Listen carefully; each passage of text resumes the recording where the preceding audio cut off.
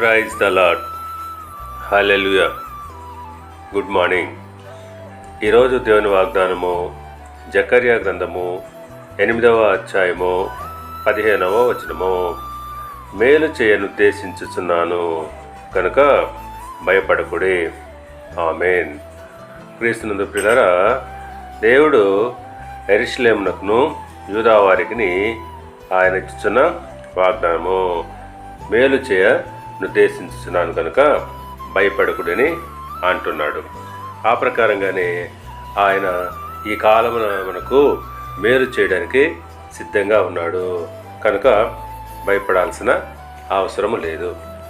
ద్వితీయోపదేశ కాండము 30వ అధ్యాయము 10వ వచనం ప్రకారంగా నీ పూర్ణ హృదయంతోనూ నీ పూర్ణ ఆత్మతోనూ నీ దేవుడైన యెహోవా వైపు మళ్ళినప్పుడు యెహోవా నీ పితరుల యందు ఆనందించినట్లు నీకు మేలు చేయుటకు నీ యందును ఆనందించి నీ వైపు మళ్ళును.